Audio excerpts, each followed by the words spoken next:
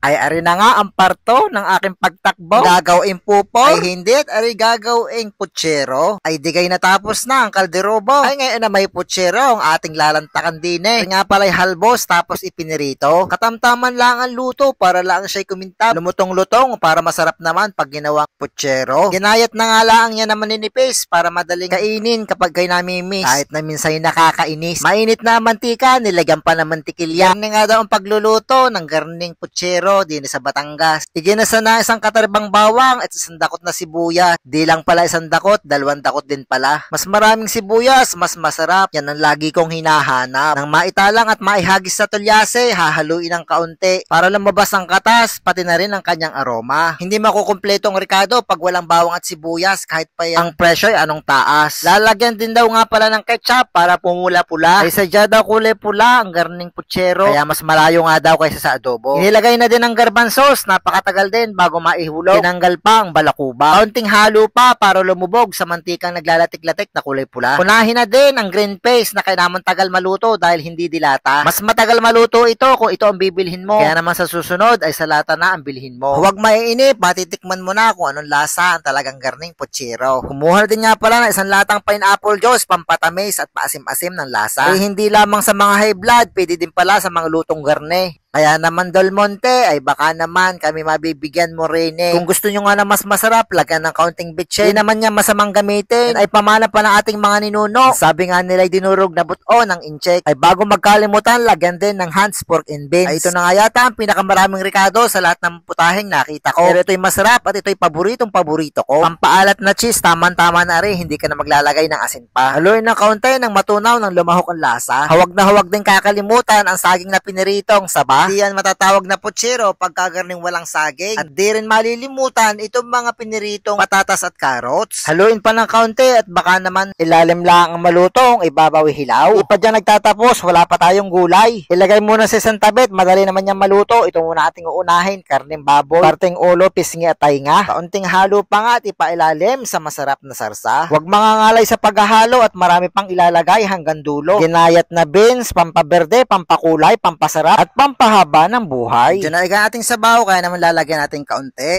At ang susunod nating gulay diyan ay repolyo. Mukhang lahat ng rekado sa pansit ay kasama din dito sa ating nilulutong putsero. Huwag na huwag din kalilimutan ng ating pechay bagyo. Mas maraming gulay, mas masarap. Garne ang tunay na putsero, hindi tinipid. Mas masarap ang ihahayin mo sa iyong mga bisita. Ika nga'y lutong bahay, ang iyong matitimusan pagkagarne ang mga padali. At last but not the least, itong ating sitsaro. Hindi natin yan lalabugin. Half cook lang ang luto para mas masarap at malutong ang mga gulay. Talagang umaapaw na sa rekado ang ating lutuin ito. At sa tingin nyo, ano pang kulay? Kulang pa dyan ang hotdog. Hindi makukompleto ang ating putsero kung walang tender juicy hotdog. Baka naman yung bumigay na ang sandok, sobrang dami ng mga lahok. Teka, nalimutan pa ang pulang sili, red bell pepper, pampahalimuyak at pampabango sa niluto mong putsero. Alaay, anong pagkakasarap na ray? Saan nyo ba malimit nakakain o nakikita ang handang ito? Ito ay kalimitan sa baysanan, birthdayhan, at ngayon nga ay sa graduation na ng anak ng Kuya Ulan at ng Ate Melody na si JM. Kaya naman congratulations at nabusog nyo kami sa masarap yung luto, lalong-lalo na itong napakasarap na putsero. Shout out din nga pala sa napakagaling na kanilang kusinero. Ano pang iniintay? Timusan na, kain na mga katakam. Maraming salamat sa panonood. God bless us all. Ika nga ni Mami Grace,